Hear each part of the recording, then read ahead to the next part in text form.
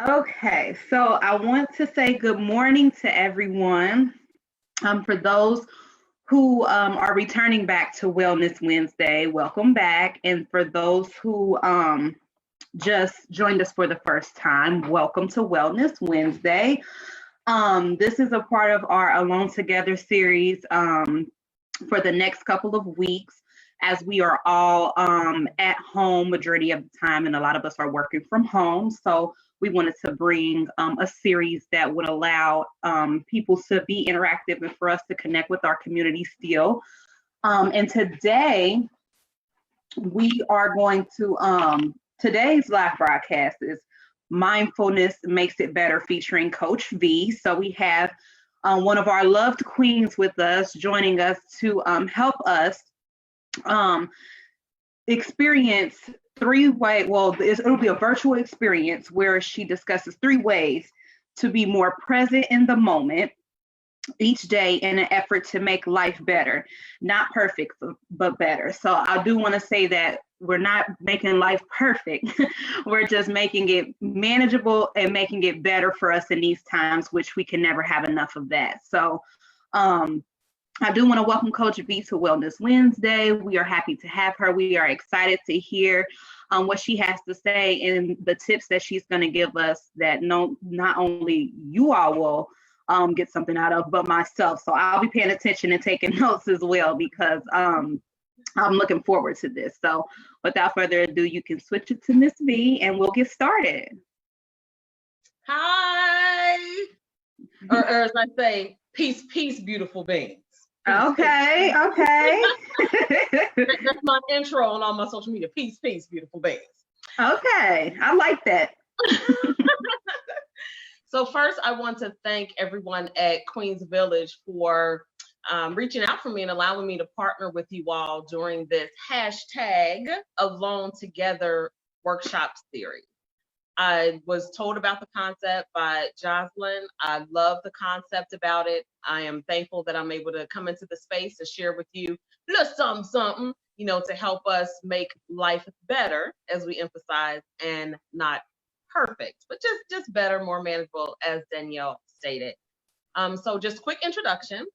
I am Coach Vee. I am the CEO of SVM Initiatives, LLC, and that's a service-based company where I offer alternative and holistic mental health and healing techniques. So essentially, I'm a certified life coach that specializes in teaching people how to take charge of their mental health and healing without medication, like I did. So I'm my own receipt, right? Okay. So a lot of the work that I do has to basically deal with transforming harmful thoughts into healthy thoughts, which obviously has a lot to do with, I use some cognitive behavior techniques. I use some neuro-linguistic programming, or you can call it AKA some wordplay and changing, all in an effort to help you improve your quality of life. Because if we think about it, everything starts in the mind first. We can say stuff, we can do stuff, but it was the thought first. So my sole purpose is to help people transform those harmful thoughts into healthy thoughts by doing the work and not taking a pill. Right. Okay. Yeah. So you ready for me to get started? Yes. I've been ready since yesterday. That's why I ain't saying nothing, because I'm trying to get my little notebook together, Okay, 69 now. I know that's right. Cool thing. Good number. So let's jump into that then. Okay. So mindfulness, when I speak to groups, I always want to make sure that we're on the same playing field, right? So we're coming to the same level of knowledge. So whether I'm speaking to a large group as a keynote, whether I'm delivering a group workshop, even if I'm delivering one-on-one coaching services, which I do as well, I don't assume everybody knows terminology or what I'm talking about or where I'm coming from. Okay. So in that same light, we're just going to make sure everybody's clear about the term mindfulness. We hear it, it's a key term right now. It's popping up on billboards. Everybody's entering the holistic space, but sometimes we like, okay, I know the word and I'm not going to Google. I'm just going to go along with what you say, right? Right. So when we're talking about mindfulness, straight dictionary indicates that it's the quality or state of being, meaning your consciousness or your awareness about a particular thing or subject matter. That's all mindfulness is. Okay. So if we want to break it down into its basic terms, we're literally talking about self-awareness. Okay. Point blank. Okay. And when we're talking about self-awareness, we're talking about perception, meaning what we think, what we feel, what we understand. Okay. So when we talk about that, when we make it something that we can understand, put it in language that we can understand, it makes it more real. It makes it more palatable. So when we're talking about mindfulness, we already are mindful. We just weren't directly told that we practice mindfulness already. And I'm going to give you an example. Okay. We know as humans that if our flesh touches an item over 109 degrees Fahrenheit, that it's going to burn us. So that could be the stovetop, that could be an open flame, that could be a curling iron. So because we have that knowledge, either because we got burned ourselves or because we know someone that got burned, we're mindful when we maneuver around those types of things. We don't just run up to the stove and put our hand on it, or jump in an open flame, or deliberately try to curl our sideburns and try to bump our ends, right? It accidentally happens because we're mindful that that's going to hurt if it touches my skin. Does that make sense? Absolutely. Yes. So that's mindfulness. We're aware of a potential thing that can harm us, so we're careful about how we move around it.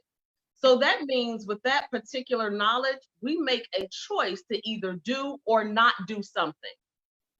Now, if we have 3 friends, so we make number 4. If we have 3 friends and we all sitting at the table and 4 of them grab that flat iron that's at 400 degrees, our gut go kick in and say, I'm not gonna grab that. That's 400 degrees. I done seen all 3 of y'all get burned. So let me choose to do something different. The point of me laying this foundation is this. I'm gonna offer today 3 different ways that we can practice being more mindful, regardless of what's going on in our country today. The media, our friends, social media, family, neighbors, strangers are all in a tizzy right now, because these are times that a lot of us have never experienced. There may be some of our older family members or friends that may remember a time way back when, but for a lot of us, this is the first time we've experienced a quarantine or a shelter in place, or ain't enough toilet paper, or all the meat gone. Like, this is the first time we've lived through something like this. So by definition, it can create anxiety.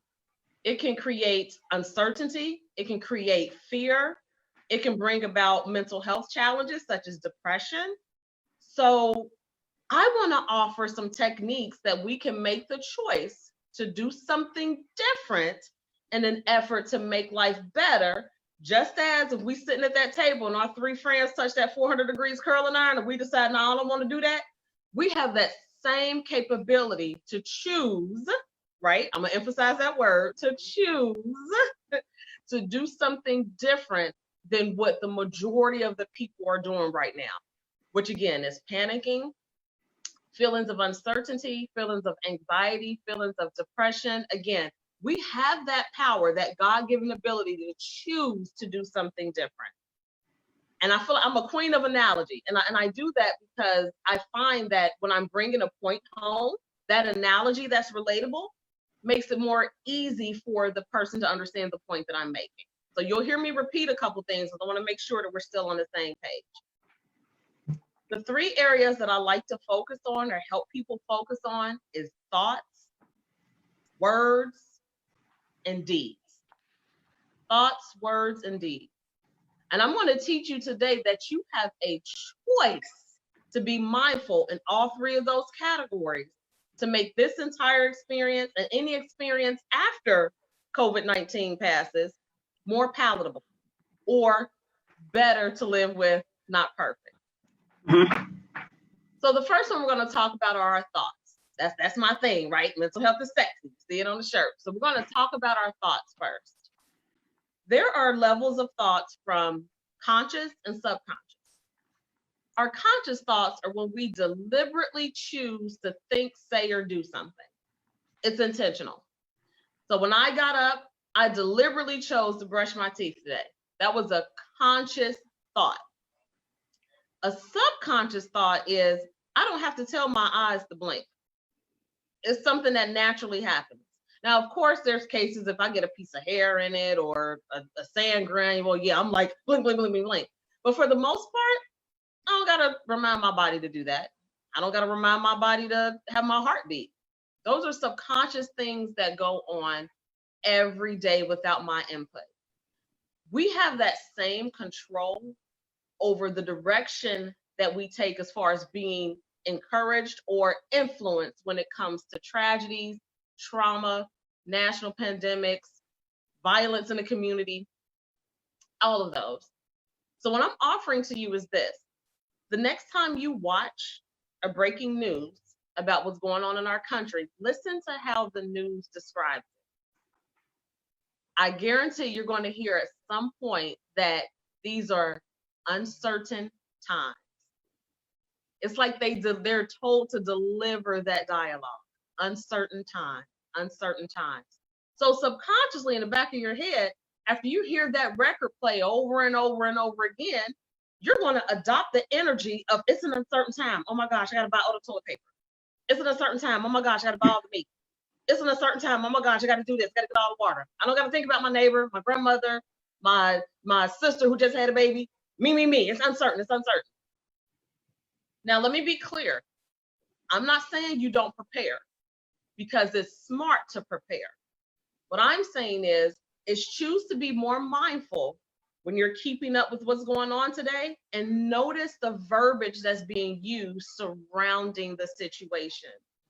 And in your choice to notice and be more mindful about the verbiage, you in turn can be more mindful about how you choose to respond to the information that's being put out. I know you named 3 things that you were touching on, which were thoughts, words, and deeds. And for thoughts, you were going you went into our conscious thoughts and our subconscious thoughts. And let's start there. So conscious thoughts is something that you do conscious thoughts is something that you do because you've thought about doing those things, correct? It's deliberate, yes. Okay, and then subconscious are the things that you do unknowingly. You just do it. Like you said, the blinking of the eyes and things like that, that you naturally do those things. So that's what we talked about for conscious and subconscious thoughts, correct? Correct, we did. And to sidebar and use a real life example, we had no control over the technical difficulties. Right. However, we can choose to be mindful about how we're thinking about this technical difficulty. Mm-hmm. A could be, they don't want us to talk about this. The internet sucks. Facebook is right. Or choice B could be, everything happens for a reason. I just gave us a real life example. I'm going to spin this into my conversation. We're going to keep it moving. Let's be grateful, right? So that just comes from years and years of practicing self-awareness, AKA mindfulness. A lot of times people think a thought, classic example, the radio will play a song that we don't like the first 3 times. But on that 33rd time, it's not, because subconsciously they forced us to like it by repeatedly putting it into our space. Circling back around to what's going on today. Again, and we're talking about currently, but then beyond this national crisis, we can still use these same tools. Be more mindful or be more aware of the programming that's coming from different outlets, because that grooms you to relinquish your choice subconsciously. But if we practice mindfulness and be more aware of our thoughts, be more in control of our thoughts, we can still be informed about situations and have it not change our mood, have it not change our outlook about the world, have it not change our outlook about ourselves, which is all definitions of mental health. How you think about yourself, other people, and society at large. So practicing more mindfulness will look like this when it comes to your thoughts. The next time you read something on social media, the next time you see a breaking news update, the next time you hear a conversation at Walmart, just choose to be more aware and in tune about how that makes you feel, about what thoughts cross your mind. And if it's something that doesn't serve you for your highest good, choose to change the channel on that thought. So if I watch a breaking news and I'm like, oh my gosh, the cases that went up by 200, ain't nobody safe, I'm paranoid, oh my gosh. Don't judge yourself. Just be aware that in that moment, that's how you feel, and then choose to change the channel on that thought. Mm-hmm. And I think that's And I think that's what brought us to the last thing that I was, before we got cut off, I was talking about how it's a learned behavior for me to watch the news every day because my parents watch the news every day. So when I come home from work, I'm watching the 5 o'clock news, then it turned back around at 6, or is it 4 something, then 5, and then I'm in front of the TV for Lester Holt at 6:30, because that's what, yes, and that's what my parents used to do. So it naturally, I'm just like, oh, I got to see Lester today, but I had to cut myself off. Like yesterday, I didn't turn on the TV at all because I know what that does to my anxiety. So it's on my phone, it's in my face, I'm watching the TV, so it's hard to escape from that. So that really puts me in the mind of how we tell people, limit your, your social media, limit the news and things like that. So that helps with those thoughts because you get to think about what you want to consume and what you don't want to consume because, your mental health is at stake in that, sense. Absolutely. You're spot on. And 2 key points. You mentioned that because that's how your upbringing was, you witnessed your parents do this, so it's hard. So I just want to encourage everybody, the easy stuff is easy to do because it doesn't give us a lasting benefit. But the things that give us a long-term benefit, it's a challenge, but it's not impossible. We have to understand that it's okay for things to be hard, but it's not impossible. It takes practice, it takes repetition, it takes dedication. And also, too, when you choose to be aware that, hey, I can't watch the news, it messes with my anxiety, you're practicing mindfulness in that moment because you're aware enough in that moment to know that when I watch this bad story, this bad story, this bad story, this bad story, I don't feel good. I get anxious, my blood pressure rises, I start sweating. You're practicing mindfulness. We all have the ability. I'm just going to help us tweak it a little bit. But you in that moment are practicing mindfulness, so good for you. Okay. Because I know a lot of people were asking about that, like, I can't stop watching news. I'm like, well, if you want your anxiety to be a little bit better, like, I would suggest limiting, the news and social media. Okay. So again, it's that choice again. Right. So, and as we know, or we heard it, or we read it in scripture, or somebody taught us this, our thoughts turn into words. We think something first, and then when we feel moved enough, we speak on it. Whether we speak verbally, whether we type out a post, whether we write a letter, if folks still do that, whether we type an email, it was a thought first. But those thoughts, unmonitored, turn into words. And sometimes we say things or send things or post things that we can't take back, that when we didn't have time to clear our thoughts, we're like, I shouldn't have said that. That email, I can't delete this text. That's where that comes from. Because we've allowed whatever energy from the outside or from within ourselves to influence our thoughts to a point that they became negative, they became harmful, and then we didn't check them. So now it became words via text, email, conversation.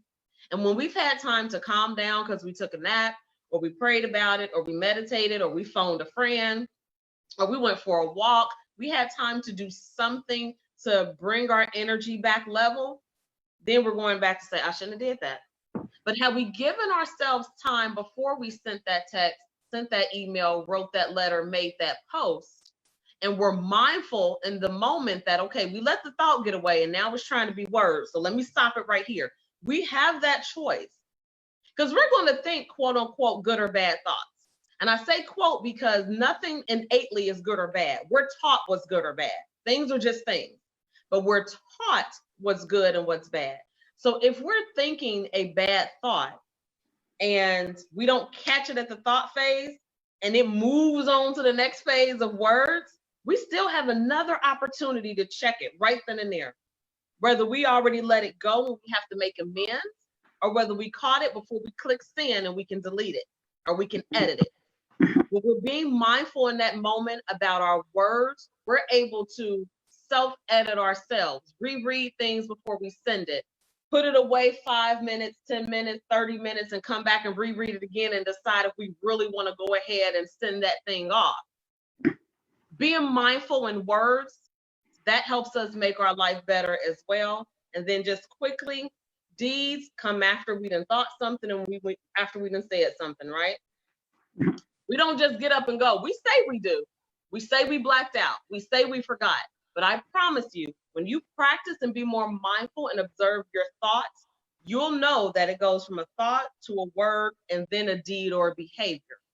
So if we learn how to catch it all the way back at a thought, we'll in turn improve our words and our deeds, which will overall make our life better, not perfect. Okay, that's in a nutshell, literally everything that I needed. So we are gonna have see if we have some questions. But I do have a question. What are some things that you suggest to get away from everything that's going on? Like, what do you suggest? I know that a lot of people are giving great tips of things that they can be doing to keep their anxiety level at a manageable level. So what are some things that you would suggest to do during these times, during this pandemic, because everything is just like crazy right now? Yeah, and that's a great question. One of the things I still do today is when I wake up, so whether it's morning, afternoon, evening, after a nap, nighttime sleep, whatever, is I make a choice before I usually even open my eyelids, or definitely before I put my feet on the ground, is I give thanks. So I do a gratitude list. Now, I've been doing this for so many years. I don't literally sit up anymore and write stuff down like at the first part of my day, but I encourage you to do that if this is new for you. So keep a notebook, keep a pen, because pen is permanent, right? Keep a pen by your table, by your bed, and when you wake up, give thanks. So of course, we're going to start with the surface level things and give thanks that we woke up, and give thanks that we got a roof over our head, and so on and so forth, that our family's healthy, so on and so forth. But I also challenge you to write 3 things that dig deeper. So again, we're giving thanks for waking up, having a roof over our head, family being healthy. But now let's also give thanks for that encouraging message that came to us yesterday. Let's give thanks that we, even though all the beef was gone at the store, we got stuff in our deep freezer at home to unthaw and cook. Let's give thanks for the PB&J jelly sandwich. Let's give thanks for the ability to use discernment in these trying times. Even though people around us are fearful, let's give thanks that we got the peace that surpasses all understanding. So keeping a gratitude list is good to go back to when you have those challenging days where you just don't feel good and you don't feel like giving thanks for nothing because you can't see past your immediate pain, because that's real, that happens. Go back to that journal and start reading the things you were thankful for yesterday, a week ago, 30 days ago, because what that's going to do over time is help you transform your thought patterns so that you first give thanks, or put more energy into giving thanks instead of putting energy into the things that make you feel bad. I think that that's important because, on social media, I've just been seeing a lot of complaining and a lot of it spreads much faster than any type of encouraging words can. And, people are complaining about not being able to get their hair done, their nails done, and things like that. And I'm just like, that is, a lot of that is a part of my self-care plan, but I know that I'll be okay without, you know what I'm saying? So I'm like, I think I'm happy that I woke up this morning because I know somebody didn't, you know what I'm saying? So just trying to change that in my head, like this is a brief intermission, it's not going to last forever. And, just keeping those things in mind to help me, realize that we have to show gratitude even for the things that we do have, you know what I mean? Absolutely. Absolutely. And I think it'd be a good idea too, Danielle, we can get a gratitude list started today. Mm-hmm. Everyone who's made time to join us this morning, these beautiful beings, let's put a couple things. Let's each person put 2 things right now in the comments that you're thankful for. Whether it's something that what I call surface, like you're thankful for the sun being out today because we didn't have so much rain, or whether it's you're thankful that, you know what, I was sick last week and it was nothing but my allergies. I'm thankful for that. Right. So can we put some ideas in the comments about what y'all are thankful for today? We would love to hear from you guys. Right. Let me see. Somebody said they just got shot out. Well, for me, I guess we could start it off. For me, I'm very thankful that the sun is out today. Yeah, so my mom taught me a long time ago, the first thing we used to do in the morning is open up the blinds. My mom want her blinds open even if she's not at home. She's like, girl, open up them blinds, let that sunlight in here, because now I know why. Everybody in my family opens when people come spending out of my house from out of town, the first thing they do in the morning is open up the blinds to let natural sunlight in. And so that's one thing that I'm thankful for, because it definitely helped my mood because it's been raining and stuff. So I'm very happy that the sun is out and I can open up the windows today and let some fresh air in. So that's what I'm thankful for. And go outside. If you have a front yard or backyard, go outside, sit, read a book, meditate, pray, or do nothing. Just go outside and soak up the sun rays. That's a great alternative way to lift your endorphins and your serotonin as well. And then we have 2 here, giving thanks for a stocked fridge and access to YouTube meditations. Yes, we coming over for dinner. Whoever got that Jocelyn and Meredith, hi. And then Meredith says, can I connect with you or someone to help me maintain? Absolutely. For us, Queens Village, we have a buddy system. And so we have the Google form where you can fill it out, and if you need a buddy to check in with you, then you can do that. And I know we have to wrap up here in a second, but we have that available. We'll share it again so everybody can see it, and then you can share it with your network too, because we're excited about the buddy system. And I'm also too, Danielle, offering some one-on-one conversations with moms free of charge until April the 4th. So if there's anyone watching that wants to be connected and have a one-on-one conversation with me, you got 40 minutes on me. There's just a process, just like your Google form that you mentioned, Danielle, for Queens Village, there's a process for me as well. So if you're interested in that, jump in my DMs, leave a comment, and I'll connect with you after the live stream.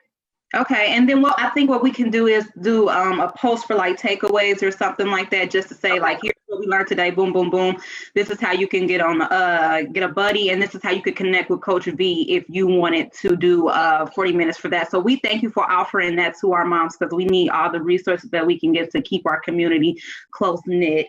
I do have a few more things. I'm thankful for words of encouragement.